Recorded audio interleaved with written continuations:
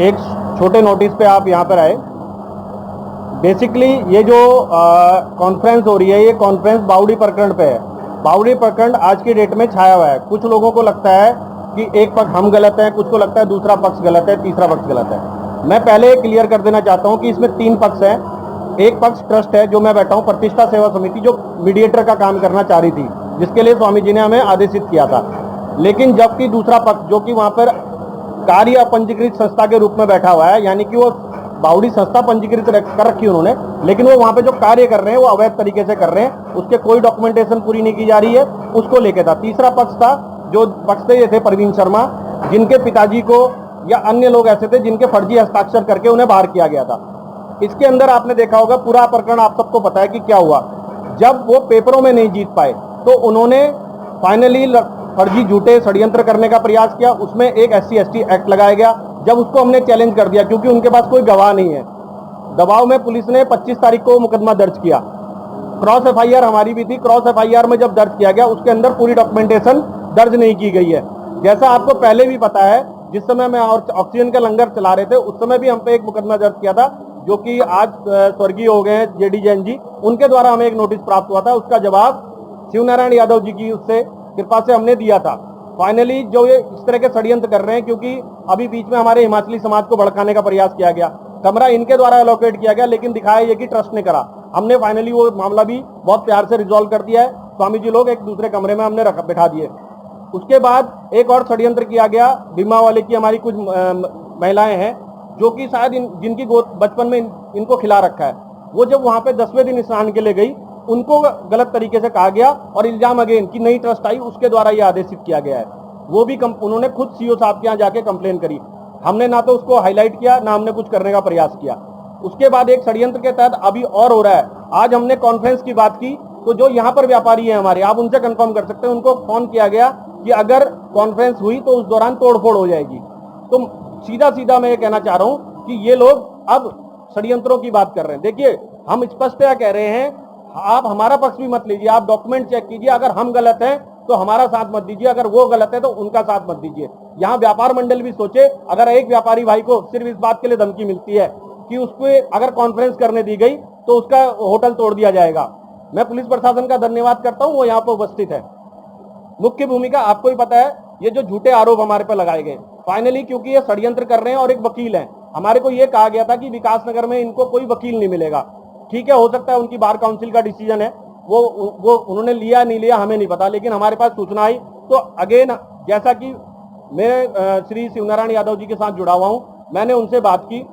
1-2 दिन में वो हरिद्वार आ रहे हैं। हरिद्वार में जो इन्होंने हम पे फर्जी SC/ST एक्ट लगाया, मैं भीमराव अंबेडकर जी की उतनी ही इज्जत करता हूं जितनी करनी चाहिए, बिल्कुल पूरी इज्जत करता हूं। संविधान उन्होंने लिखा है, आज अगर हम बाहर हैं तो उन्हीं के बनाए हुए संविधान के अकॉर्डिंग है, लेकिन इन्होंने जो बार बार षड्यंत्र किया, तो बहुत जल्द शिवनारायण यादव जी को हम इसमें एंटर करा रहे हैं। उसके बाद जितनी भी लीगल कार्रवाइयां होंगी, क्योंकि ये जो षड्यंत्र कर रहा है, ये मोहरा बना रहे हैं, जो वहां पे सुरेश शर्मा है, पोपिन है या बाकी अन्य लोग हैं। मुख्य षड्यंत्रकारी जो हैं वो रविंदर चौहान, नरेश चंद्र बहुगुणा, पुरुषोत्तम धीमान, दीपक नोटियाल, अनुराग ठाकुर, प्रवीण कुमार, नितिन अग्रवाल, विशाल कुमार, यश कश्यप, कुलदीप सिंह नेगी, मनोज कुमार शर्मा और आशीष शर्मा है। जो कि अब वहां पर पूरे 1 साल से जिन्होंने दस्तावेज नहीं जमा कराए और वहां पर बैठे हुए हैं, वहां जो पैसा आया वहां पर मनी लॉन्ड्रिंग का केस है। आप वो जो पैसा इनके द्वारा वहां लिया गया 25 लाख से ऊपर की रकम है, 20 लाख के ऊपर आपको भी पता है कि मनी लॉन्ड्रिंग का केस लगता है। 25 लाख से ऊपर पे वो पैसा इन्होंने इलीगल तरीके से अब तक अपने पास रखा हुआ है, जमा क्यों नहीं हुआ है अकाउंट्स में, वो बात इनसे पूछी जाए। हम इतनी बार प्रेस वार्ता कर रहे हैं, इनकी तरफ से एक भी रिस्पॉन्स आया तो पत्रकार बंधु हमें बता दें। दूसरा, जो इन्होंने SC/ST हमें एक्ट लगाया है, SC/ST एक्ट में इनके पास कोई प्रूफ नहीं है। हमने पेपर दिए हुए, शायद हमें कॉन्फ्रेंस किए हुए, आज जन्माष्टमी के दिन हमने उनको रिसीव कराया था, आज तक 4 दिन के अंदर कोई साक्ष्य हमारे पास नहीं आए हैं। हमने पुनः जिन्होंने हमारे पे FIR की थी उनसे भी हमने स्पष्ट कहा था कि अगर आप बगैर एविडेंस के कर रहे हैं तो आप भी सुसंगत धाराओं में कार्रवाई बनती है आपके ऊपर भी। इसके अलावा जो ये मंदिर समिति का भ्रष्टाचार है, समिति के भ्रष्टाचार को दबाना चाह रहे हैं। FIR संख्या जो 271/24 हम पे हुई है, हम कह रहे हैं उस पर निष्पक्ष निपटारा होना चाहिए। अगर वहां पे निष्पक्ष निपटारा नहीं होता है, क्योंकि उसके इन्वेस्टिगेशन ऑफिसर भास्कर लाल साजी हैं, तो हमने उनसे इस पर, मेरी परसों बात हुई थी, उन्होंने कहा था जल्द इसका निपटारा किया जाएगा। अदरवाइज पुलिस इन 12 व्यक्तियों के खिलाफ जिनके नाम मैंने पढ़े हैं, जो कि उस संस्था में हैं, उनके ऊपर एक क्रॉस FIR दर्ज करेगी। अगर ये नहीं होती है तो हम माननीय शिवनारायण यादव जी को, जो लीगल एविडेंस प्लानर हैं, उनको इस लड़ाई के लिए अपने पास इनवाइट करेंगे। उसकी संपूर्ण जिम्मेदारी इन लोगों की होगी। दस्तावेज इनके द्वारा बनाए गए, मृत व्यक्ति के दस्तावेज इनके द्वारा जमा किए गए, तो वो मृत व्यक्ति हमने तो नहीं बनाए ना, जो ये हमसे कह रहे हैं कि बार बार हम गलत कर रहे हैं।